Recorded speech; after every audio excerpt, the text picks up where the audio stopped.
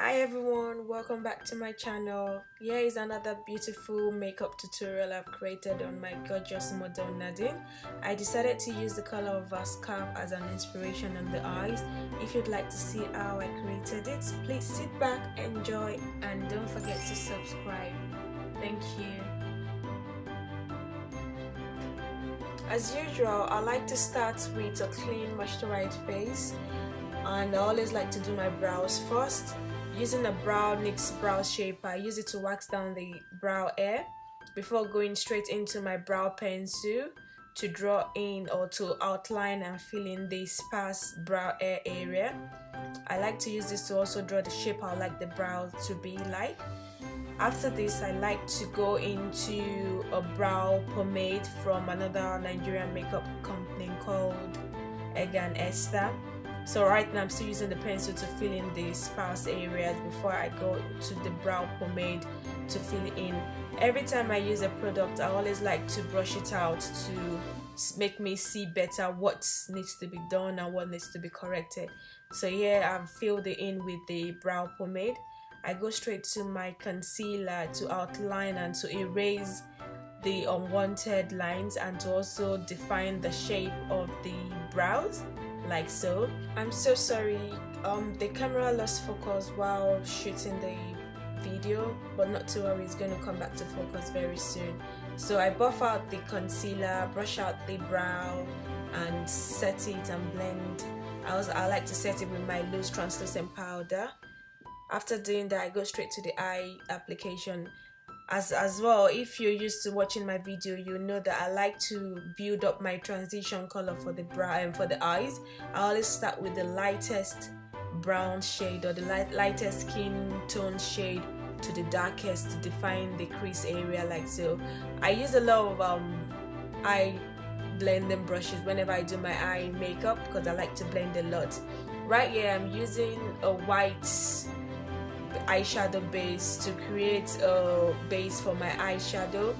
Next, I go straight into these two beautiful Inglot eyeshadow colors and just dab and pat it into the eye crease area where I've put the eyeshadow base, like so. Once I'm satisfied with the eyeshadow blending, I go straight back to my crease to further define it. I go back to some darker eyeshadow color to further define the crease area. I blend. Now I'm using a much darker one to further define. I love a very good eye definition or defined eye look. So the more darker it is, the more defined the eye crease are. But make sure you do blend a lot. Now I'm using a little bit of a black eyeshadow to just give it that further defined look like I want, and I'm careful enough to blend it very well. You don't want to go too much into the black and not make it blend properly, or else your eye look is gonna look all dirty and tacky. Once I'm satisfied with the crease, I go back to my eyeshadow and I double pat a new layer of the eyeshadow back onto it in case I've lost anything while blending. I go back again and blend. It's all about blending. To highlight my brow bone, I use my ABH Renaissance palette. I take a color called Tempera as an highlighter for the brow bone. I blend it together with the transition and the crease area, like so. I'm just still defining the eye crease area again. I love a well-defined crease. So yeah, I am blending straight to my liner. I'm trying to create a sort of, how would I put it, it's like the typical thin wing liner, but just with a little flick in the inner corner. I'm not sure if the camera will zoom in properly for you to see, but yeah, I'm still just creating the normal liner. Right there, I'm creating like a flick of into a tear duct, and I'm extending it to the lower waterline, like so, just to create like a winged outer corner.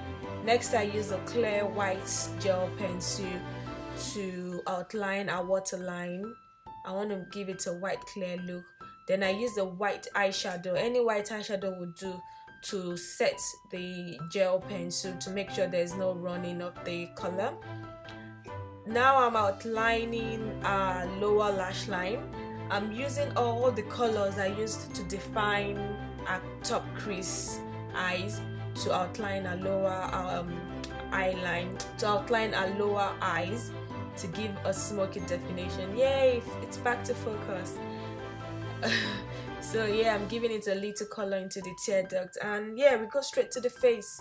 I'm setting the face with a Skindinavia primer setting spray, and I'm going straight into my foundation. I like to use this hard foam. It's like a makeup word, but it's a little bit harder than the normal standard one. So I use this sometimes, most of the times actually, to apply my foundation. It gives it a better application. Even though after using this, I still like to use my beauty blender to further blend the foundation, just in case I missed out a few bit spots. So I'm still using the wedge to apply the foundation right here. Now I'm using my beauty blender to further blend it in, like so.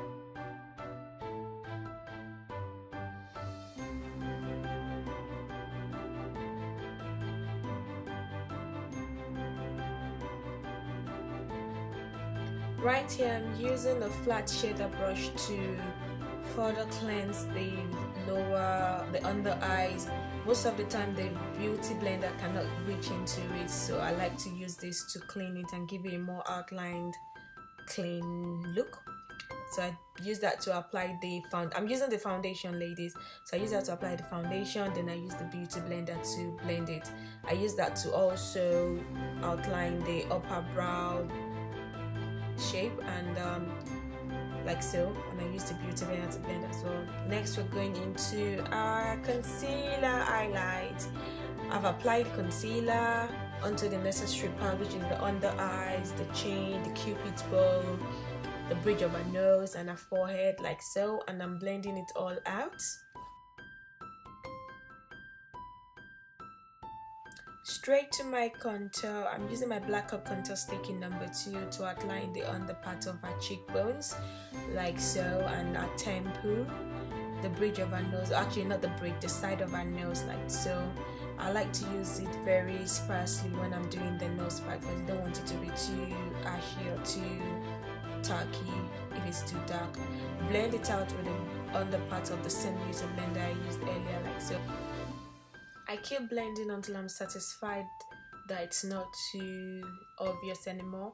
Then I go straight to setting the highlighted part with my translucent powder. I set all the parts where I've put the highlighted concealer, which is the under eyes, the chin, bridge of the nose, the forehead and the cupid's bow. Once that is done, I go straight to setting my contour part as well. I'm using my ABH contour powder in Havana to set the contour area, like so.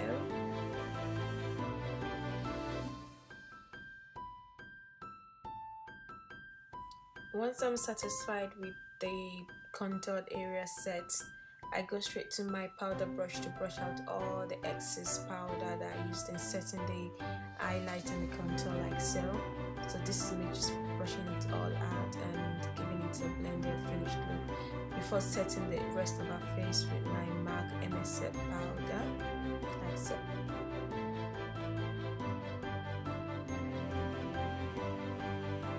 Next thing I do is give her a little color and a little definition on her face using the blush powder. I'm using like a pinky, soft pinky color on the apples of her cheekbones. I blend it out. Whatever I do, I like to blend. So once I've applied the blush, I like to go back and blend with the powder brush. I go back now to give her some highlight to the top part of her cheekbone using my Kathleen Lights Makeup Geek highlight palette.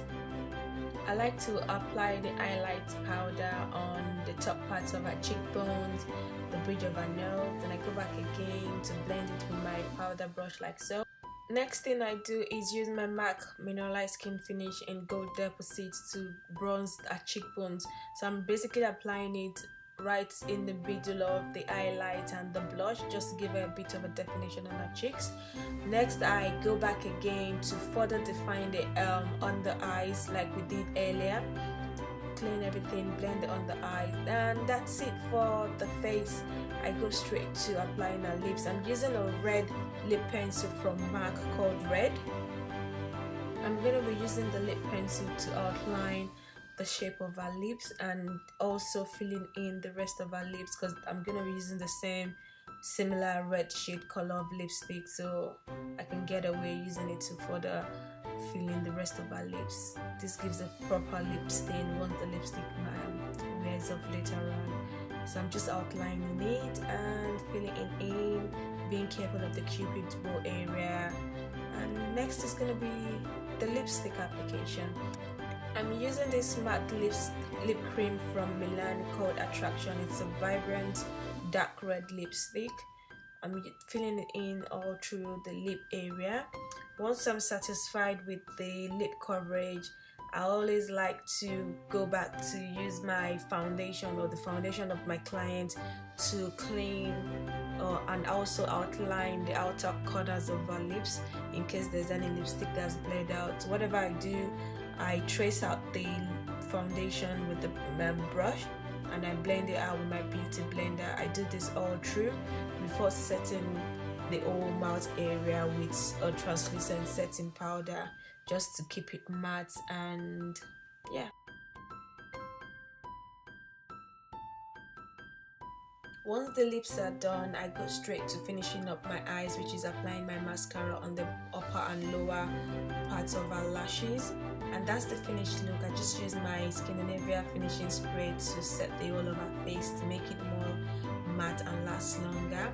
And that's the whole look, ladies. I hope you really enjoyed watching it as much as I enjoyed creating it. Thank you so much for watching. Please don't forget to subscribe if you aren't already. Thank you and see you in my next video. Bye.